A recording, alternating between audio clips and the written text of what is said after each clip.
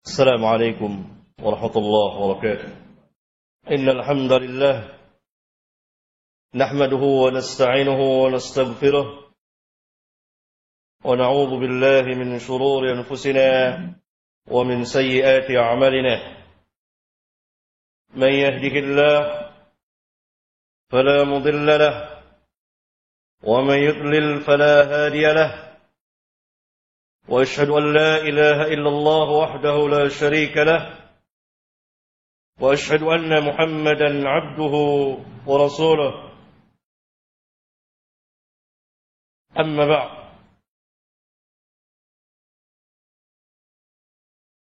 saudara-saudara sidang Jumat yang saya muliakan,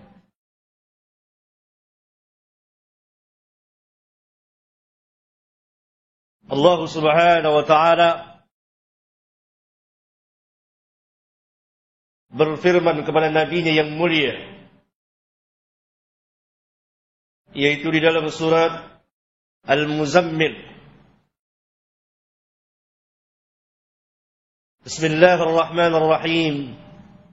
Ya ayyuhal muzammil qumil layla illa qalila نصفه أو انقص منه قليلا أو زد عليه ورتل القرآن ترتيلا إنا سنلقي عليك قولا ثقيلا. Yang ingin saya jelaskan adalah firman Allah Tabaraka wa Ta'ala pada Nabi dan Rasulnya yang mulia Muhammad sallallahu alaihi wasallam sebagai penutup sekalian para nabi dan rasul, bahwa kenabian dan kerasulan bukanlah masalah yang ringan, tetapi satu masalah yang berat, yang tidak sembarang orang dapat menerimanya, karena ini merupakan ketentuan dari Rabbul Alamin, siapa yang berhak menjadi nabi dan rasul. Allah katakan, Inna sanulki alaika qaulan tsaqila. Sesungguhnya kami akan memberikan kepadamu, menurunkan kepadamu qaulan tsaqila, perkataan yang sangat berat. Wahyu dari Rabbul Alamin itu tidak sembarang orang dapat menerimanya, kecuali yang Allah telah persiapkan menjadi seorang nabi dan rasul. Di dalam hadis yang dikeluarkan oleh Imam Al-Bukhari, Aisyah radhiyallahu taala anha pernah mengatakan, ketika turun wahyu kepada beliau di musim dingin, keluar keringat beliau, peluh beliau. Dalam hadis yang lain dikatakan, ketika beliau berada di kendaraannya, di ontaknya, turun wahyu, onta itu turun, perutnya menempel di tanah. Dalam hadis yang lain, ketika kaki Rasulullah berada di atas kaki sahabatnya, turun wahyu. Itu sahabat Zaid. Rasanya kaki ini akan pecah, retak, karena beratnya wahyu itu. Inna sanulki alaika qaulan tsaqila. Karena kenabian dan kerasulan Allah Subhanahu wa ta'ala yang tentukan. Dan dia mempunyai bukti yang kuat. Adanya mukjizat. Setiap nabi diberikan mukjizat. Dan mukjizat yang terbesar yang Allah Subhanahu wa ta'ala berikan kepada nabi kita yang mulia sallallahu alaihi wasallam, Al-Quran.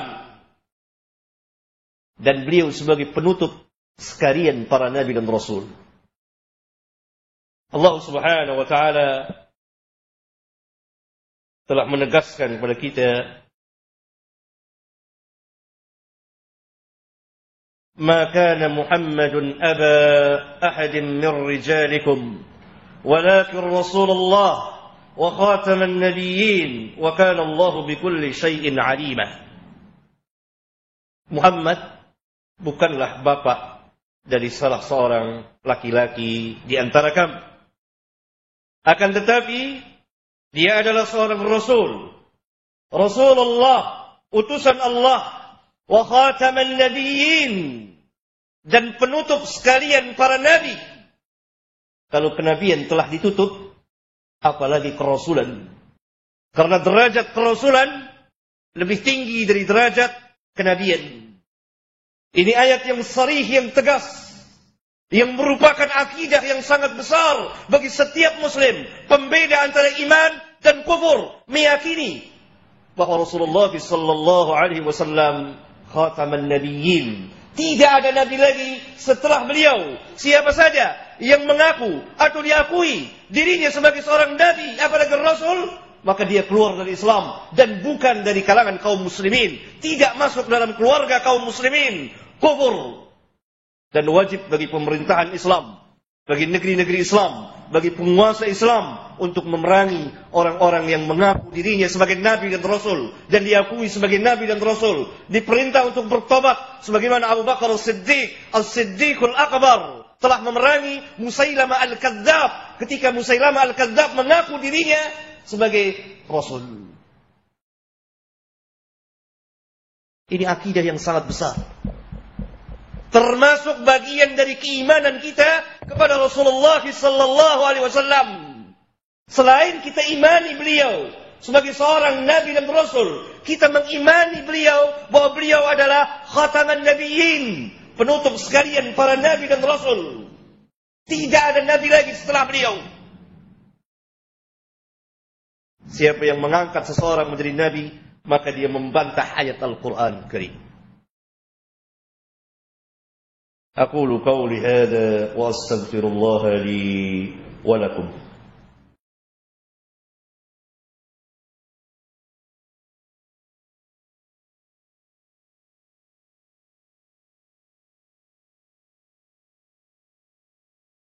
الحمد لله حمدا كثيرا طيبا مباركا فيه كما يحب ربنا ويرضى. وصلى الله وسلم وبارك على النبي الرحمة وعلى آله وأصحابه ومن اتبعهم بإحسان إلى يوم الدين. أما بعد. Sidang Jumat yang saya cintai dan saya muliakan, Rasulullah sallallahu alaihi wasallam telah memberitahukan kepada kita di dalam sebuah hadis sahih yang dicatat oleh Al-Imam Al-Bukhari di kitab sahihnya. Apa kata beliau? La taqumu as-sa'ah hatta yub'atha dajjaluna kadzdabuna qaribun min 30 kulluhum yaz'umu annahu Rasulullah. Tidak akan tegak hari kiamat